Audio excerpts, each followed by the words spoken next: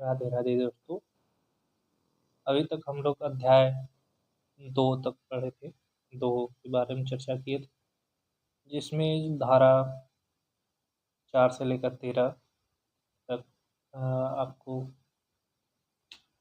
उसके संबंधित चर्चा की गई थी। हम लोग एक बार पुनः नज़र डाल लेते हैं अध्याय 2 की धारा 4 से लेकर धारा 13 के बीच क्या क्या चीज़ें हैं। सॉरी, धारा 4 से धारा 13 सरसरी निगाहों से हम देख लेते हैं क्या क्या चीज़ें उसमें दी गई है। अध्याय 2 में पहले दिया क्या गया था, अध्याय 2 में दंडों के विषय पे बताया गया है। सबसे पहले दंड कितने प्रकार के दिए जा सकते हैं,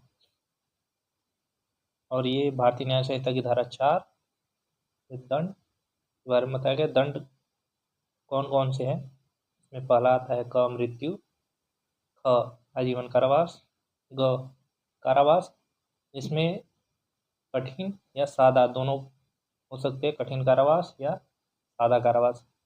यह आजीवन कारावास नहीं है, आजीवन कारावास से यदि कम दिया जाता है तो कारावास केवल कहा जाता है। ठीक। अगला घ संपत्ति की जब्ती, ये भी एक प्रकार का दंड है। अंग जुर्माना, किसी भी अपराध के लिए जुर्माना दिया जाना भी दंड है। और एक नया जो दंड जोड़ा गया है भारतीय न्याय संहिता में, ये है सामुदायिक सेवा।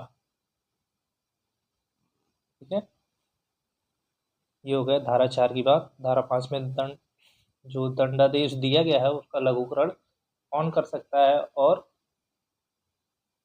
कौन कर सकता है और किस धारा के तहत या किस प्रक्रिया के तहत किया जा सकता है, ये दिया गया है भारतीय न्याय नागरिक सुरक्षा संहिता 2023 की धारा 474 के अनुसार समुचित सरकार दंड का लघुकरण कर सकती है, दिए गए दंड का लघुकरण कर सकती। ठीक है। धारा 6 में दंडा विधियों के जो माप हैं, पैमाने हैं, या उसको दंड की जो अवधि है उसको मापने का बताया गया है, मापने का तरीका बताया गया है। जैसे आजीवन कारावास को 20 वर्ष तक की ही समतुल्य गिना जाएगा, उससे ज़्यादा दिन तक नहीं।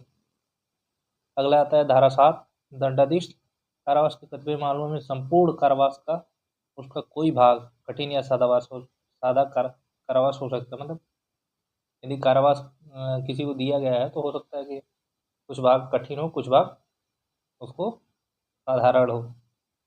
ठीक है। धारा 8 में जुर्माने की रकम, जुर्माना आदि देने की प्रतिकरण, मतलब जुर्माना यदि जुर्माने की जो रकम है, जुर्माना नहीं देता है, उसके बारे में बताया गया है कि जुर्माना दंड स्वरूप दिया गया है और उसके व्यतिकरण यानी न देने पर क्या क्या प्रावधान किए गए हैं। ठीक है। इसमें कई सारे प्रावधान किए गए हैं। ठीक है, अलग अलग दशाओं के अनुसार। आते हैं अगली धारा पे, धारा 9 कई अपराधों से मिलकर बने अपराध के लिए दंड की अवधि। यदि बहुत सारे अपराध हैं, किए गए हैं, और इनसे मिलकर जो दंड की अवधि दी जा रही है, अवधि है, उसके बारे में बताया गया। जहाँ कोई कई बार अपराध ऐसे भागों में जिनमें कोई भाग स्वयं अपराध मिलकर बनी है, अपराध ऐसे अपराधों में से एक से अधिक दंड से दंडित न किया जाएगा जब तक कि ऐसा अविभक्त रूप से उपबंधित न हो। मतलब कहीं उपबंधित न हो तो एक से ज़्यादा दंड उसको नहीं दिया जाएगा। कई सारे अपराध हैं तो ऐसा नहीं कि सभी का अलग अलग अपराध का दंड दिया जाएगा, उसमें जो अधिकतम होगी उसको सज़ा दी जाएगी। ठीक है। कई अपराधों में धारा 10 कई अपराधों में एक के दोषी व्यक्ति के लिए दंड, जबकि निर्णय में यह कथित है कि संदेह है कि वह अपराध किस अपराध का दोषी है। मतलब वो संदेह में है कि ये किस अपराध का दोषी है, लेकिन वो किसी न किसी तरीके से कई सारे अपराध है तो उसमें वो व्यक्ति दोषी है तो उसको संबंधित व्यक्ति को या संबंधित अपराधी को न्यूनतम अपराध दिया जाएगा। ठीक है, इसमें यही बताया गया। धारा 11 इसमें एकांत परिरोध दिया गया है। एकांत परिरोध में दिया जाएगा, जैसे कभी अपराधी को कठिन कारावास जब दिया जाता है या फिर एकांत परिरोध का आदेश दिया जाता है तो उसमें कुछ समय उसको कुछ दिनों तक, महीने के कुछ दिनों तक उसको एकांत में रखा जाएगा, फिर साधारण रखा जाएगा सादा कारावास में, फिर एकांत में रखा जाएगा, ऐसे करके कुछ कुछ दिनों पर उसको रखा जाएगा। ये प्रावधान बताया गया है इसमें धारा 11 में। धारा 12 क्या है? एकांत परिरोध की अवधि। एकांत परिरोध जो दिया जाएगा, मतलब अभी जो बताया कि 1 महीने में कुछ दिनों तक दिया जाएगा, तो उसके बारे में बताया गया कि एकांत परिरोध जो है वो किस प्रकार से दिया जाएगा, वो इस धारा में दिया गया है, चर्चा की गई। आते हैं धारा 13। पूर्व दोष सिद्ध के पश्चात कतिपय अपराधों के लिए वर्धित दंड। जो कोई व्यक्ति भारत में किए गए किसी न्यायालय संहिता की धारा 3 वर्ष या उससे अधिक की अवधि के लिए दोनों में से किसी भांति के कारावास के दंडनीय दोषित ठहराए जाने के पश्चात उन दोनों अध्याय में से किसी अध्याय के अधीन उतनी ही अवधि के लिए वैसे ही कारावास से दंडनीय किसी अपराध का दोषी है, वैसी ही कारावास से दंडनीय किसी अपराध का दोषी है, तो वो प्रत्येक ऐसे पश्चातवर्ती अपराध के लिए आजीवन कारावास से या दोनों में से किसी भांति के कारावास से जिसकी अवधि 10 वर्ष तक हो सकती है। इसके कहने का मतलब है कि अध्याय जो 10 और 17 में दिए गए हैं, 3 वर्ष या उससे अधिक की अवधि के लिए वो वहाँ पर जो सजा दी गई है, यदि ऐसा ही अपराध कोई और भी करता है, तब कहीं और भी वो बंदित है, उसमें यदि उतनी ही सजा मिलता है, एक पहले सजा किया है और एक बाद में, दोनों पश्चात है, आगे पीछे अलग अलग अपराध है, उनको ऐसा हो सकता है कि इनको जो पश्चातवर्ती अपराध के लिए आजीवन कारावास या दोनों में से, मतलब उसको आजीवन कारावास भी दे सकते हैं या 10 वर्ष की सज़ा भी दे सकते हैं, 10 वर्ष तक की कारावास की सज़ा भी दे सकते हो, दोनों मिलाकर। ठीक, अब चलते हैं अपन आगे अध्याय 3 साधारण अपवाद पर चर्चा करते हैं। इसमें कुछ धाराएं दी गई हैं, एक एक करके इनके बारे में हम अपन चर्चा करेंगे। ठीक है, इसमें पहला आपका साधारण अपवाद आता है, विधि द्वारा आबद्ध या तथ्य की भूल के कारण अपने आप को विधि द्वारा आबद्ध होने का विश्वास करने वाला व्यक्ति जो किया गया कार्य अपराध, कोई बात अपराध नहीं होगी, कोई बात अपराध नहीं हो जो ऐसे व्यक्ति या दशा द्वारा किए जाए, इसे करने के लिए विधि द्वारा आबद्ध हो या तो तथ्य की भूल के कारण, विधि के भूल के कारण, न कि विधि की भूल के कारण सद्भाव पर विश्वास करता है कि वह उसे करने के लिए विधि द्वारा आबद्ध है। मुझे आप लोग समझ में नहीं आई होगी, कानूनी भाषाएं जो दी गई किताब की थोड़ी कठिन है। चलिए इसके बारे में एक उदाहरण भी दिया है। विधि के संदेश के अनुरूप अपने वरिष्ठ अधिकारी के आदेश से एक सैनिक भीड़ पर गोली चलाता है, वह ने कोई अपराध नहीं किया है। विधि द्वारा, जैसे आपने सुना होगा कि फायर करना या गोली चलाना किसी के ऊपर एक प्रकार का अपराध है, लेकिन यही चीज सेना द्वारा किया जाता है या सेना के ऊपरी अधिकारियों द्वारा, किसी भी सैनिक के वरिष्ठ अधिकारियों द्वारा आदेश दिए जाने पर यदि किया जाता है तो उसे अपराध नहीं माना जाएगा। ठीक, इसी में दिया है दूसरा उदाहरण है दृष्टांत। न्यायालय का अधिकारी माँ को गिरफ्तार करने के लिए उस न्यायालय द्वारा आदिष्ट किए जाने पर सम्यक जांच के पश्चात यह विश्वास करके कि यह ही माँ है, मतलब ये ध्यान दीजिए कि माँ की गिरफ्तारी वारंट आया, यानी सुरेश के, एक तरीके से मान लीजिए सुरेश का गिरफ्तारी वारंट आया न्यायालय से, और जो पुलिस वाले हैं उन्होंने क्या किया, सुरेश का आया और रमेश को क्या कर दिए, सुरेश समझ के रमेश को गिरफ्तार कर ले, तो कौन ने कोई अपराध नहीं किया, यानी पुलिस वालों ने कोई अपराध नहीं किया है। सुरेश की जगह यदि रमेश को पकड़ लिए हैं तो पुलिस ने कोई अपराध नहीं किया है। ये भूल के कारण हो सकता है या तथ्यों के कारण हो सकता है, जांच के कारण हो सकता है। ठीक है, ये इसमें ही दिया गया है, मतलब किसी भूलवश या किसी विधि में आबद्ध होने के कारण यदि हमारे द्वारा कोई भी कार्य किया गया है वो अपराध नहीं माना जाएगा। ठीक है, आगे चलते हैं। धारा 15, न्यायिक रूप से कार्य करने हेतु न्यायाधीश का कार्य। न्यायिक रूप से कार्य करने हेतु न्यायाधीश का कार्य। अब न्याय देना है तो गिरफ्तार करने का यह आदेश एक तरीके से न्यायाधीश देता है, और न्यायाधीश नहीं देगा तो न्याय भी तो नहीं मिलेगा। और गिरफ्तार करने का, किसी व्यक्ति को बंद करने का आदेश देता है तो वो एक तरीके से क्या हो जाएगा, न्यायाधीश का कार्य है, तो ये अपराध नहीं होगा। किसी को बंद करने का आदेश दे दिया गया, बंदी बना लेने का आदेश।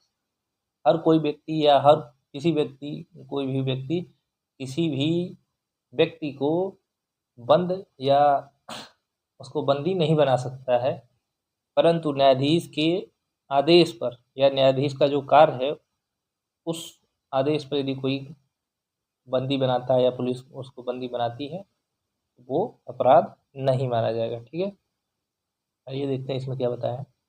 कोई बात अपराध नहीं है जो न्यायिक कार्य करते हुए न्यायाधीश द्वारा ऐसी किसी शक्ति का प्रयोग किया जाए जिसके बारे में उसे सद्भावपूर्ण विश्वास हो, उसके पास वह उसे विधि द्वारा दी गई है।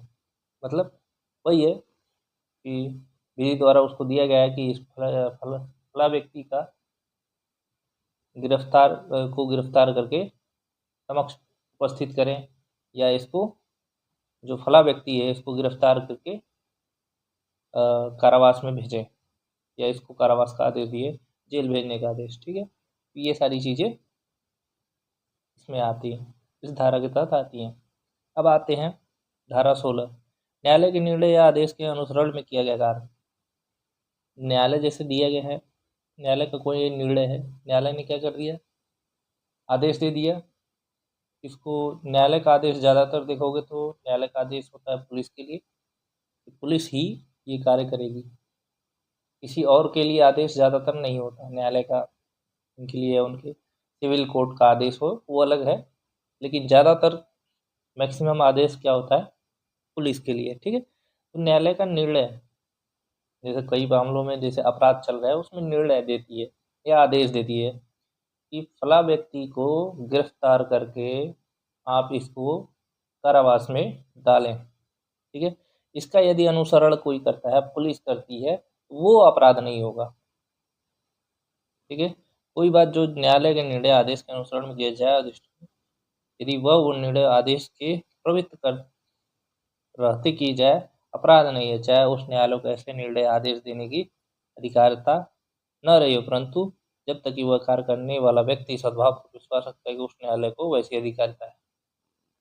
मतलब यह है कि न्यायालय ने आदेश दे दिया फला व्यक्ति को गिरफ्तार करके कारावास पे भेज दिया जाए, परंतु उस न्यायालय को इस चीज़ का कोई अधिकार रहा हो या न रहा हो, लेकिन यदि उसने आदेश दे दिया है और तो पुलिस वाले मान रहे हैं कि इसको गिरफ्तार करके कारावास भेजना है, ये विश्वास रखते हैं कि आदेश दिए हैं तो ये हो सकता है, तो उसको भेज रहे हैं, तो वो कोई अपराध नहीं होगा। ठीक है, आगे चलते हैं। धारा 17, विधि द्वारा न्यायानुमत या तथ्य की भूल से अपने को विधि द्वारा न्यायानुमत होने का विश्वास करने वाला व्यक्ति द्वारा किया गया कार्य। तो कुछ ज़्यादा कठिन शब्द नहीं हो जाते हैं, आप लोग देखेंगे। अभी इसमें ऐसा दे दिया है, विधि द्वारा न्यायानुमत, विधि के द्वारा अनुमति प्राप्त है, न्याय अनुमत है, या तथ्य की भूल। अब यहाँ पर भी तथ्य की भूल दिया है और धारा 14 में भी दिया है। तथ्य कोई एक ऐसी जो तथ्य है जिसे आप भूल जाते हैं, उसके अनुसार या विधि द्वारा न्याय अनुमत होने का विश्वास करते हैं कि हमें ये चीज़ करने का हमें अधिकार है। ठीक है, कोई भी कार्य करने का अधिकार है, ऐसा हो तब। ठीक है, कोई बात अपराध नहीं है जो ऐसे व्यक्ति द्वारा किया जाए जो उसे करने के लिए विधि द्वारा न्यायानुमत हो, ठीक है, विधि द्वारा उसको अनुमति प्राप्त हो, या तथ्य के भूल के कारण हो, ठीक है, न कि विधि के भूल के कारण। तथ्य के भूल के कारण हो, न कि विधि के भूल के कारण। विधि भूल के यदि कोई करते हैं तो गलती होगी, लेकिन तथ्य भूल रहे हैं, तथ्य के भूल के कारण होता है, तब वो अपराध नहीं माना जाएगा। लेकिन यदि कानून के भूल के कारण करते हैं, विधि यानी कानून आप भूल गए हैं और उसके कारण करते हैं तो हो सकता है, लेकिन कोई तथ्य के कारण आप कर रहे हैं तो ऐसा नहीं है, ठीक है। विश्वास करता है कि वह उसे करने के लिए विधि द्वारा न्यायानुमत है, ठीक है। तथ्य की भूल हो या विधि द्वारा उसको ये विश्वास हो कि वो न्यायानुमत है उसके लिए।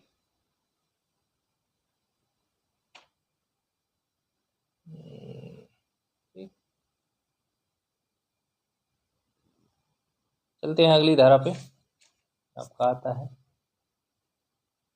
अगली धारा से पूरी एक उदाहरण दिया है इस किताब में, इसके बारे में थोड़ा देख लेते हैं, इसमें क्या बात समझा रहा है, थोड़ा और स्पष्ट हो जाएगा। चलिए देखते हैं। क यह को ऐसा कार्य करते देखता है जो क को हत्या प्रतीत होती है। क यह को ऐसा कार्य करते हुए देखता है जो क को हत्या प्रतीत होती है। यह सद्भावपूर्व काम में लाए गए अपने श्रेष्ठ निर्णय के अनुसार उस शक्ति को प्रयोग में लाते हुए जो विधि ने हत्या करने वाले को उस कार्य में पड़ने के लिए सम्मत व्यक्ति को दे रखी है, यह को उचित प्राधिकारों के समक्ष ले जाने के लिए यह को अभिगृहित करता है। क ने कोई अपराध नहीं किया, चाहे तत्पश्चात असल बात यह निकले कि यह आत्म प्रतिरक्षा में कार्य कर रहा था। मतलब कहने का तात्पर्य यह है कि सुरेश जो है रमेश को, सीधे से देखें, सुरेश जो है रमेश को कोई कार्य करते हुए देखता है कि उसको ऐसा देखने से लग जाता है कि रमेश क्या करता है, रमेश किसी की हत्या कर रहा है। पर इस कार्य को देखने के कारण वो सोचता है कि ये हत्या कर रहा है, इसको पकड़ के हम सीधे थाने या चौकी जेल पहुंचा दिया जाए, जिससे ये चीज़ें ना हो, इसके द्वारा अपराध की जा रही थी। तो सुरेश कोई अपराध नहीं करता क्योंकि उसे प्रतीत हुआ कि ये हत्या कर रहा है, लेकिन रमेश क्या कर रहा था, अपना बचाव कर रहा था, प्रतिरक्षा में अपना प्रतिरक्षा कर रहा था, यानी बचाव कर रहा था किसी अन्य व्यक्ति से, अपने बचाव में वो उस प्रकार का कार्य कर रहा था, जिससे सुरेश को यह प्रतीत हुआ कि रमेश हत्या कर रहा है, ठीक है।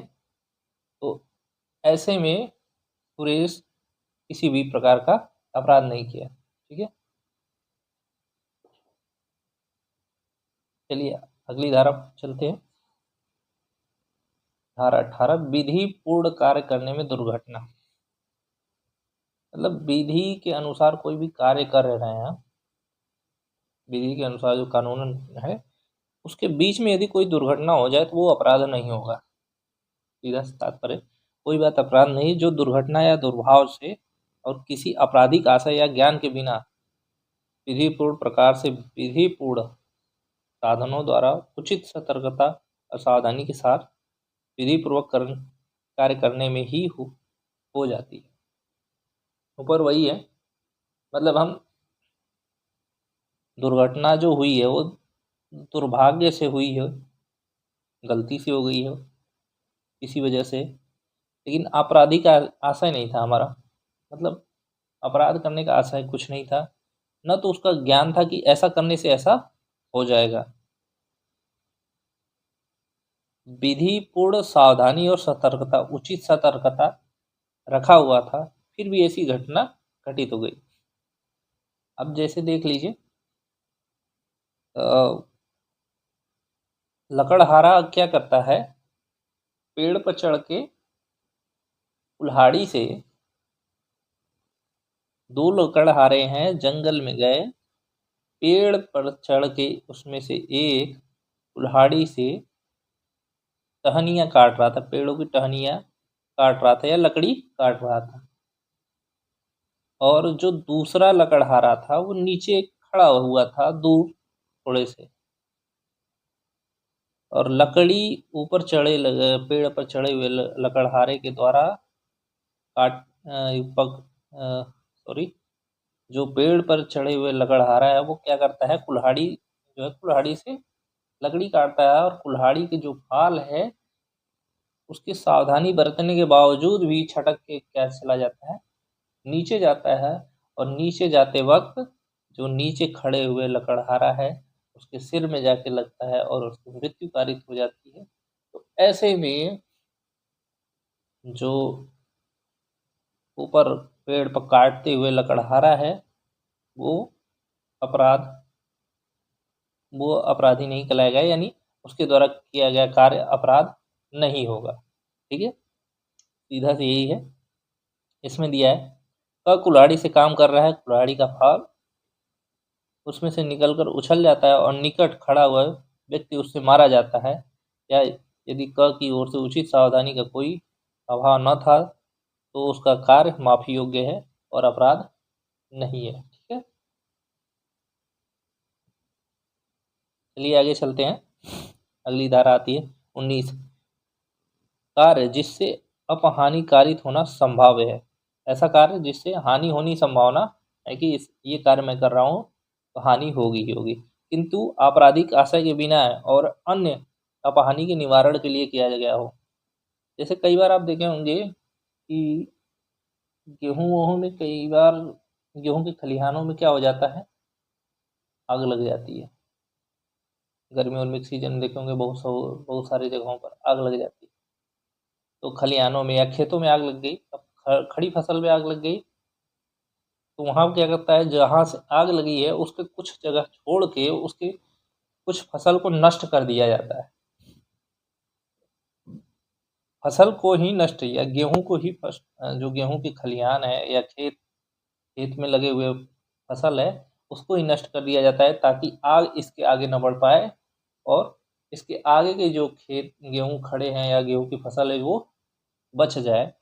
इस आशा से यदि गेहूं का वो जो नुकसान किया जा रहा है, ऐसा नुकसान करते हैं तो वो कोई अपराध नहीं होगा। ऐसे ही एक और उदाहरण, जैसे आप शहर में देखे होंगे, कई बार शहर में भी आग लग गई, अब बचाव कार्य चल रहे हैं, अग्नि लग रही है, कई बार देखे हैं कि ऐसी दीवारें या कई ऐसे वो होंगे, दीवारें बनी रहती हैं लकड़ी की, तो क्या करते हैं, कई बार देख लेते हैं कि यहाँ से यहाँ तक आ रही है तो उन लकड़ी के दीवालों को ही तोड़ के हटा देते हैं, या फिर उनके द्वारा जो लकड़ी की चीज़ें सामान है दीवालों वाले घर में आग लगी है तो उसे तोड़ के हटा देते हैं, जिससे एक घर की आग दूसरे घर में न जा सके और छोटी हानि कारित करके बड़ी हानि बचाया जा सके। ये कोई अपराध नहीं होगा। ठीक है, इनके द्वारा किया गया कार्य अपराध नहीं होगा। ठीक है, चलिए आगे चलते हैं अगली धारा पे। धारा 20, 7 वर्ष से कम आयु के बालक का कार्य है। 7 साल से यदि कम उम्र का यदि लड़का है या लड़की बच्चे हैं, उनके द्वारा किया गया कार्य कोई अपराध नहीं होता जो 7 वर्ष से कम आयु बालक द्वारा की जाती है। मतलब 7 साल से कम लड़का या लड़की बच्चे हैं, 7 साल से कम के बच्चे जो हैं उनके द्वारा किया गया कार्य, मतलब वो खेल खेल में ही चाह रहे हैं, कोई जैसे चाकू जैसा सामान रखे हैं, खेल रहे हैं किसी के साथ, दोस्त यार मम्मी पापा, और उनके गले में काट दिए, ऐसे खेल रहे हैं, हाथ में लगाए हैं, हाथ में लिए हैं, ब्लेड ले लिए हैं, कुछ मिल गया उनके पास, और उन्हें सामने वाले कुछ नहीं समझ में आया, कुछ देख लिए और उनके गले पे मार दिए, कहीं भी मार दिए, कट गया, गला ही कट गया या पेट ही चिर गया, कुछ और हो गया, तो ऐसी स्थिति में उनके द्वारा किया गया कार्य कोई अपराध नहीं माना जाएगा। किए गए कार्य को अपराध नहीं माना जाएगा। ठीक है, धारा 21, धारा 21 में 7 वर्ष से ऊपर किंतु 12 वर्ष कम आयु के अपरिपक्व समझ के बालक का कार्य कोई अपराध नहीं है जो 7 वर्ष के ऊपर और 12 वर्ष से कम आयु के ऐसे बालक द्वारा की जाती है जिसकी समझ इतनी परिपक्व नहीं कि वह उस अवसर पर अपने आचरण की प्रवृत्ति और परिणामों का निर्णय कर सके। ठीक है। धारा 21 में ये दिया गया है कि 7 साल से 12 साल के बीच के ऐसे बच्चे जिनकी मानसिक स्थिति ऐसी नहीं होती है कि वो ये बता सके कि इनके द्वारा किया गया कार्य या ये समझ सके कि इनके द्वारा जो किया गया कार्य है इसके क्या परिणाम होंगे या इसका आचरण की प्रवृत्ति क्या है, क्या चीज़ होगी, इससे क्या होने वाला क्या नहीं होगा, यदि उसे इस बारे में जानकारी नहीं है तो ये अपराध नहीं होगा। अपरिपक्व मतलब मानसिक उसकी स्थिति जो है पूर्ण रूप से विकसित नहीं हुई हो, ऐसे बालक के द्वारा किए गए कार्य अपराध नहीं होंगे। ठीक है। चलिए आते हैं अगली धारा। विकृत चित्त वाले व्यक्ति का कार्य। विकृत चित्त में यानी जैसे आप देखेंगे आप लोग कई बार के देखेंगे आसपास पागल। ठीक है। विकृत चित्त कठिन हिंदी है, उसको आप साधारण भाषा में समझिए पागल। ठीक है। जिनकी मानसिक स्थिति एकदम सही नहीं है, ठीक है, पूर्ण रूप से विकृत है, तो ऐसे व्यक्ति के द्वारा किया गया कोई भी कार्य आपका क्या होता है, अपराध नहीं माना जाता है। पागलों के द्वारा जैसे वो कई बार देखे होंगे वो कुछ भी लिए हैं, नायलान वायलान कुछ भी लिए हैं, वो ऊपर नीचे करते रहते हैं, यहाँ वहाँ करते रहते हैं, जिससे क्या हो जाए, कहीं भी हो जाए। उनके द्वारा कई बार देखेंगे पतंग उड़ाने वाली जो डोर है वो बहुत तीखी होती है, उसी को पकड़ के घुमा रहे हैं आप ही को, या आप जा रहे हैं बगल से, आप फंस जाए और खींच दें तो आपको पूरा कट जाए, लहूलुहान हो जाओ। तो ऐसी स्थिति में आपके द्वारा ऐसी स्थिति में उसके द्वारा जो किया गया कार्य है वो अपराध नहीं होगा। ठीक है। इसमें क्या दिया गया है देख लीजिए, लिखा हुआ है कोई बात अपराध नहीं जो ऐसे व्यक्ति द्वारा किए जाए जो उसे करते समय चित्त विकृत के कारण उस कार्य की प्रकृति या कि जो कुछ कर रहा है वह दोषपूर्ण या विधि के प्रतिकूल है जानने में असमर्थ है। ठीक है। कुल मिलाकर पागल व्यक्ति द्वारा जो किया गया कार्य है, साधारण भाषा में समझे, किया गया कार्य पागल व्यक्ति द्वारा किया गया कार्य अपराध नहीं होता है। ठीक है। ऐसे व्यक्ति का कार्य जो अपनी इच्छा के विरुद्ध मतता में होने के कारण निर्णय पर पहुंचने में असमर्थ है। ठीक है। ऐसे व्यक्ति के द्वारा मतलब ऐसा बहुत सारे व्यक्ति होते हैं, ऐसे कई व्यक्ति जो अपने से शराब नहीं पीते। ठीक है। कोई ना कोई दोस्त यार या कोई ज़बरदस्ती उसको क्या कर देता है, शराब पिला दिया। अब उसको समझ में ही नहीं आ रहा उसके द्वारा जो कार्य किया जा रहा है, वो घर जाना है उसको, अगर घर का रास्ता नहीं समझ रहा है, घर से जा रहा है, वो कहीं और घूम जा रहा है, और कहीं और घूम गया तो उसके बाद कुछ और बोल रहा है उसको, सामने से कोई और लड़की है उसको अपनी पत्नी समझ के उसको उसके साथ गलत करने लगा। अब वो शराब के नशे में है, उसको कुछ समझ में नहीं है, और किसी और ने ज़बरदस्ती पिलाया, कभी वो शराब पीता नहीं था, और वो अपने घर गया और घर ना जाकर वो किसी और के घर चला गया, और घर पे उसकी पत्नी इंतज़ार कर रही है, परंतु उसको पता नहीं वो सामने जो उसके सामने लड़की है उसको अपनी पत्नी समझ के उसके साथ गलत हरकत करने लगा। तो ऐसी स्थिति में उस व्यक्ति के द्वारा किया गया कार्य अपराध नहीं होगा। ठीक है। ठीक है। आगे देखिए क्या दिया हुआ है इसमें।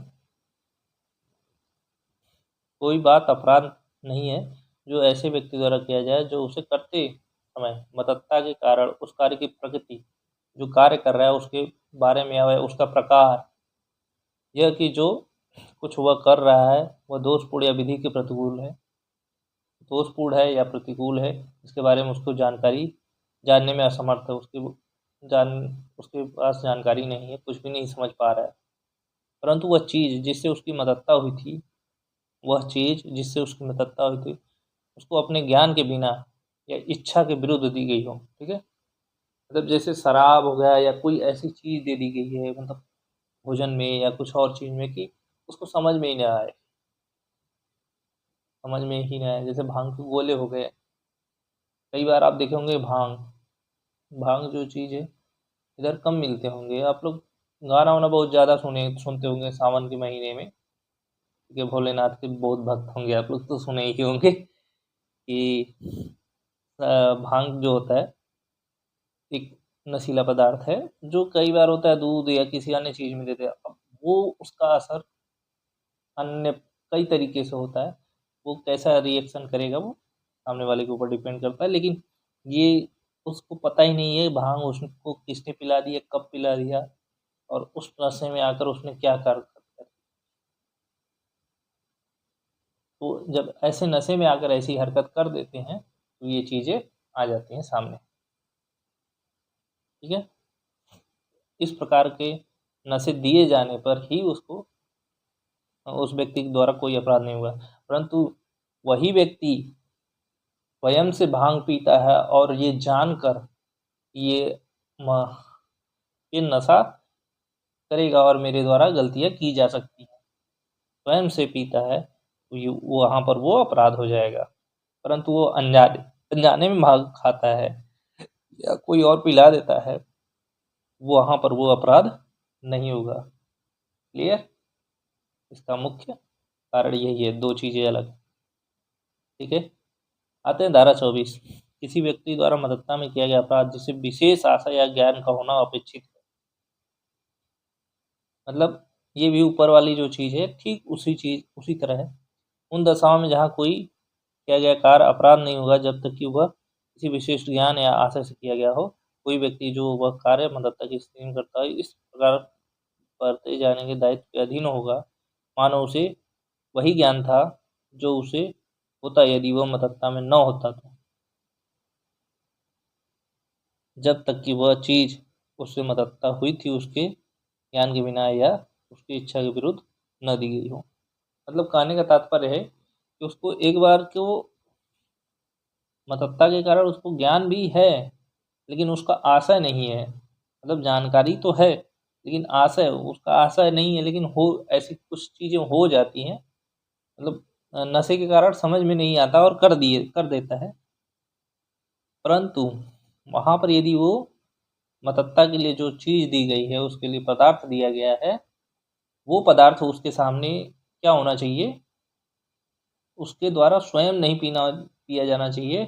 न तो ज्ञान उसको पता ही नहीं होना चाहिए कि हमने कभी ये अ, पदार्थ या मात्रा वाली जो चीज़ें हैं वो कब पी ली हैं, या उसको जबरन न पिलाया गया हो जब तक। ठीक, ये दो चीज़ें छोड़कर यदि वो अपराध को करता है तो ये कोई अपराध नहीं माना जाता है। ठीक, आते हैं अगले धारा 25। सम्मति से किया गया कार्य जिससे मृत्यु या घोर उपाधि कारित करने का आशय न हो और न उसकी संभावना का ज्ञान हो। कोई बात जो मृत्यु या घोर उपाधि कारित करने के आशय से न की गई हो और उसके बारे में कर्ता को यह ज्ञान ज्ञात न हो कि उससे मृत्यु या घोर उपाधि कारित होना संभव है। किसी ऐसे अपहानि कारण अपराध नहीं जो उसे उस बात से 18 वर्ष से अधिक आयु के व्यक्ति को जिसने वह अपहानि सहन करने की या व्यक्ति या विवक्षित सम्मति दे दी हो, कारित हो या कारित होना करता आशयित हो, अथवा जिसके बारे में कर्ता को ज्ञात हो कि वह ऐसे किसी व्यक्ति को जिससे उस अपहानि की जोखिम उठाने की सम्मति दी है उस बात द्वारा कारित होनी संभव है।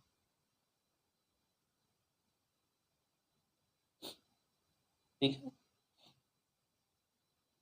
उदाहरण के तौर पर सुरेश और रमेश जो हैं वो आमोदार्थ मतलब खुशी खुशी में आप आपस में ही क्या कर लेते हैं, पट्टेबाजी, यानी एक दूसरे पर पट्टे से मारने के लिए क्या हो जाते हैं, सहमति करते हैं।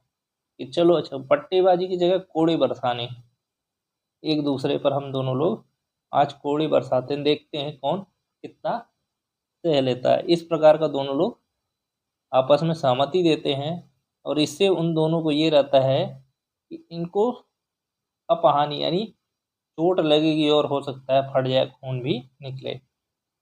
आपसी सहमति हो तो ऐसे पट्टेबाजी में कि खेल के नियम के विरुद्ध न होते हुए कारित हो, अपहानि हो जाए, खेल के नियम के विरुद्ध न होते हुए कारित हो उठाने के प्रत्येक एक की सहमति विवक्षित है और यदि यथा नियम पट्टेबाजी करते हुए यह को उपहति कारित कर देता है तो क कोई अपराध नहीं करता है।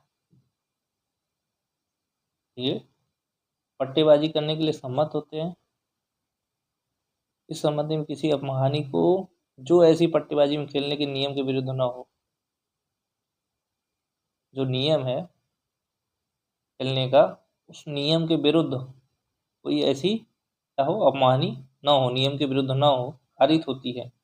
मतलब नियम में होता है कि हम मारेंगे, पट्टा मारेंगे या कोड़ा मारेंगे और उसे चोट आएगी या फटेगा, तो ये नियम में है। इसको विरुद्ध यदि कोई अपहानि नहीं होती है तो उसके अपमानी हो जाने पर दोनों अपहानि हो जाने पर दोनों के द्वारा किया गया कार्य या किसी एक के द्वारा किया गया कार्य जो है किसी एक व्यक्ति के द्वारा क्या हो जाता है, ये कोई अपराध नहीं होता। जैसे सुरेश और रमेश दोनों क्या करते हैं, कोड़े बरसाने के लिए आपस में सहमति दे देते हैं।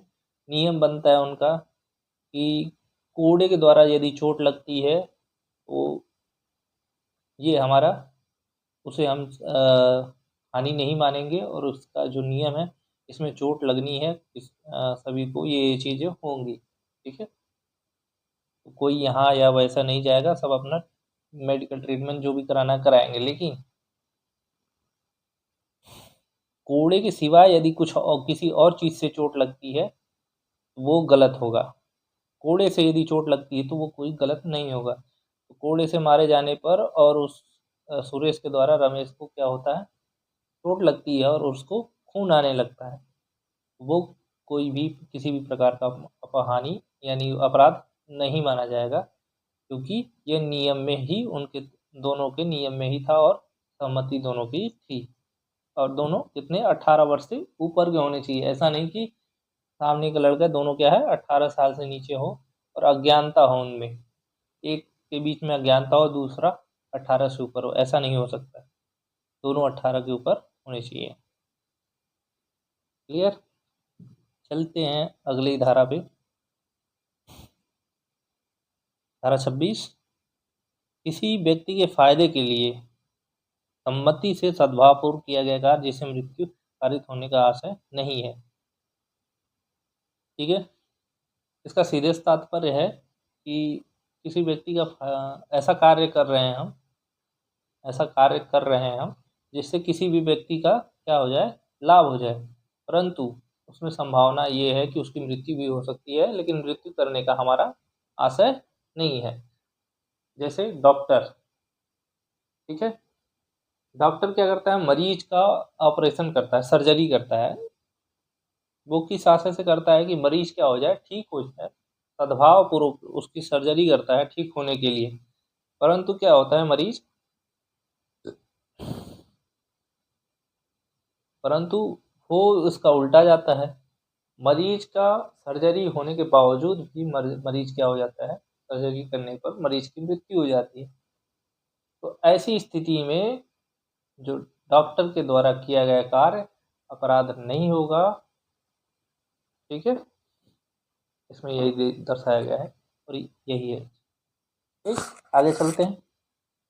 धारा 27। संरक्षक द्वारा या उसकी सम्मति से बालक या विकृत चित्त वाले व्यक्ति के फायदे के लिए सद्भावपूर्वक किया गया कार्य।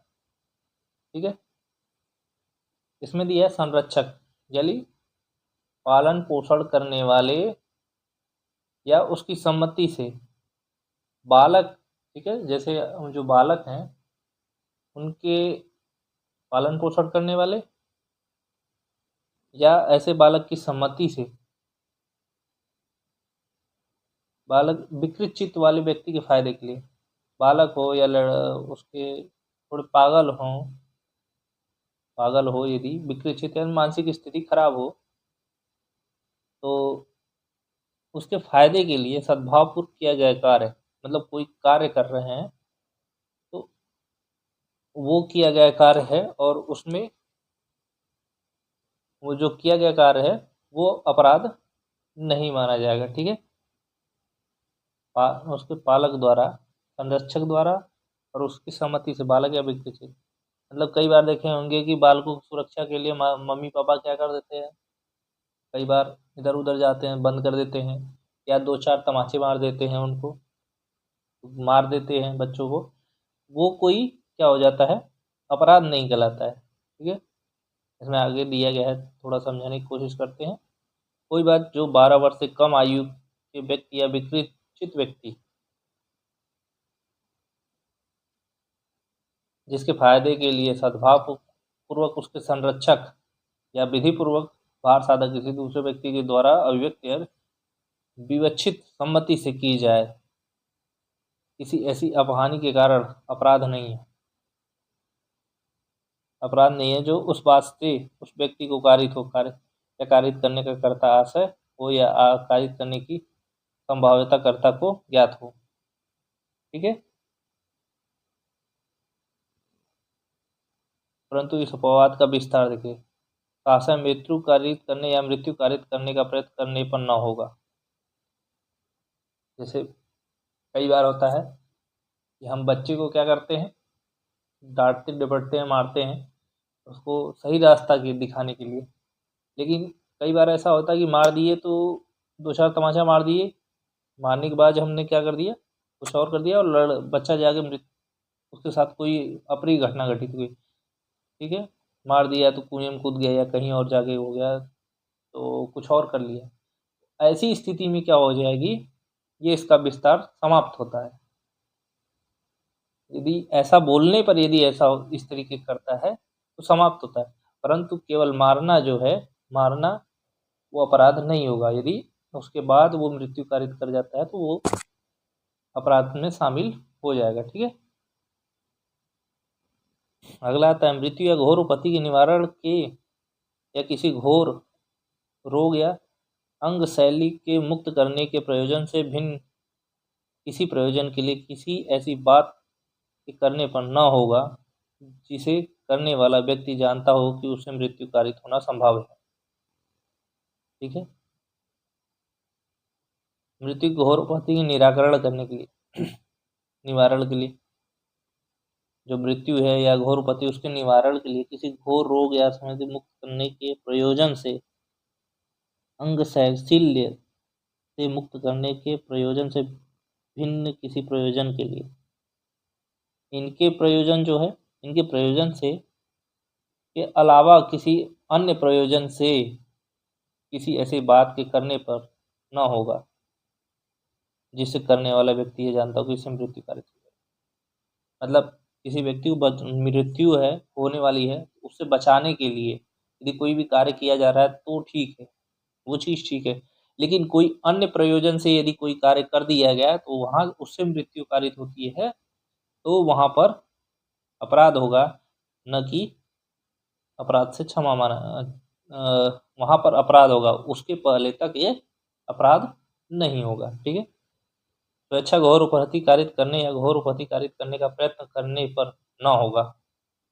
मतलब ये जानते हुए कि घोर उपहति, बहुत ज़्यादा घोर उपहति कारित करने या करने का प्रयत्न करने पर, जैसे कई बार होता है कि इतना ज़्यादा गुस्सा में हो जाते हैं कि माता पिता जी, घर वाले या किसी अन्य कारण से इतना गुस्से में हो जाते हैं कि सामने वाले बच्चे को ही मारना चाहते हैं, मतलब इतना कि बहुत हाथ पैर तोड़ ताड़ दे, इतना गुस्सा में, तो या ठीक है, तो इतना गुस्सा हो जाते हैं तो ये क्या हो जाएगा, वहाँ पर आपका अपवाद समाप्त हो जाएगा और ये अपराध में शामिल हो जाएगा, जब तक कि वह मृत्यु घोर उपधिकारी के निवारण के लिए या किसी रोग या असंग करने के प्रयोजन से न की गई हो।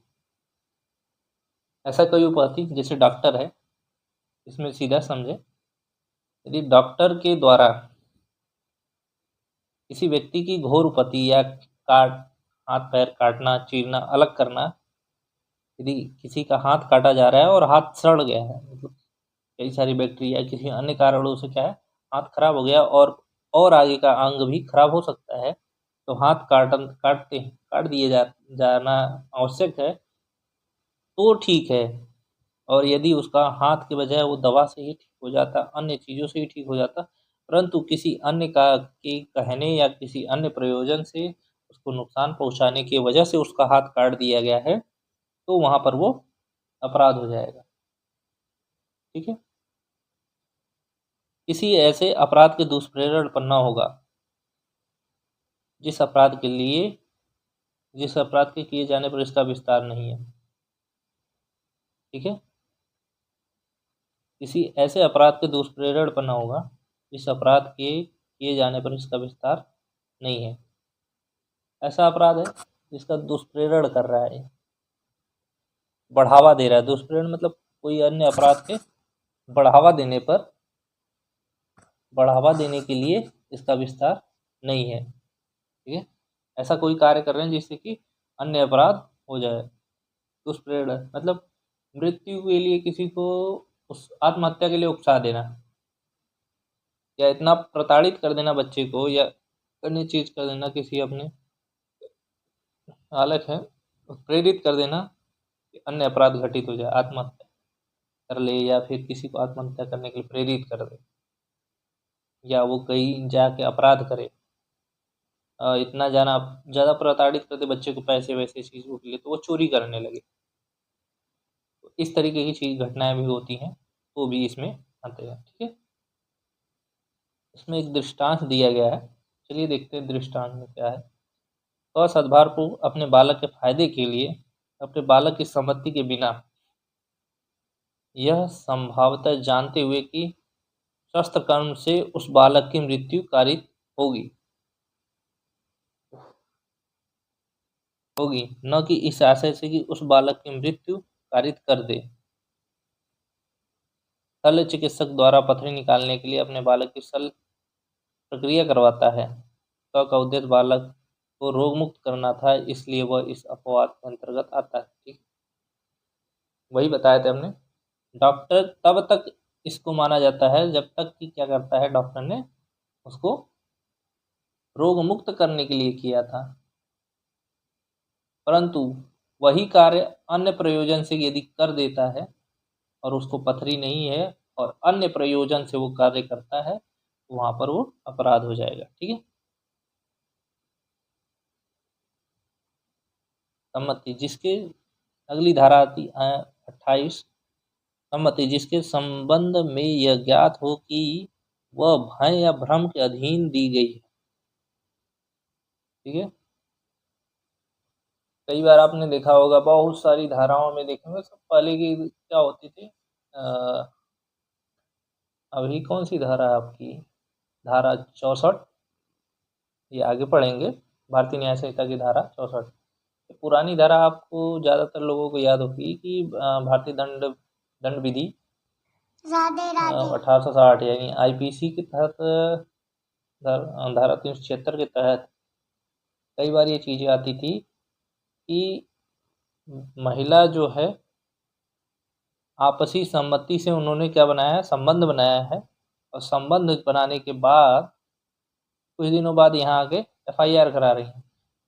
तो और उस एफआईआर में उन्होंने क्या बताया है कि हमको इन्होंने क्या किया है, भय दिखा के, डरा के, यानी मेरे साथ मारपीट करके, मुझको डरा के, या बंदूक की नोक पे, या किसी अन्य चीज तरीके से डरा के कि मेरे घर वालों को ये कर देंगे वो कर देंगे, ऐसा करके उन्होंने क्या किया है, मेरे साथ संबंध बनाया है। ठीक है। अनैतिक संबंध बनाया है। इस तरीके की पहले क्या आती थी घटनाएं, थाने या चौकियों में इस तरीके की घटनाएं आती थी। तो उसके बारे में बताया गया है कि भयपूर्वक, यानी भय दिखा के या भ्रम में डाल के, कि नहीं, भ्रम में डाल के, भय दिखा के, ऐसा हो गया कि बंदूक की नोक पे चाकू दिखा के, या फिर घर वालों का भ्रम भय दिखा के, ये हो गया। और भ्रम दिखा के कैसा? भ्रम दिखा के मतलब झूठा वादा, कुछ वादे करके कि नहीं तुमको चलो, तुमको ये कराएंगे, ऐसा करा देंगे तो ऐसा हो जाएगा, ऐसा हो जाएगा, ऐसा हो जाएगा, ऐसी चीज़ें कर लो, शराब पी लो। तो शराब पीने के बाद शराब पिला दिए उन्होंने, फिर उसके बाद नहीं पता चल रहा तो उन्होंने सारी चीज़ें उसके साथ घटनाएं घटित हो गई उस संबंधित महिला या लड़की बालिका के साथ। ठीक है, तो ऐसी सारी चीज़ें पहले भी आती थी, अभी भी रिपोर्ट आती रहती हैं। उसके बारे में बताया गया है कि भय से मतलब डरा धमका के और भ्रम, हमको धोखा दे के, शराब पिला के और हमको कुछ और लालच दे के किसी अन्य तरीके से हमको करा लेना।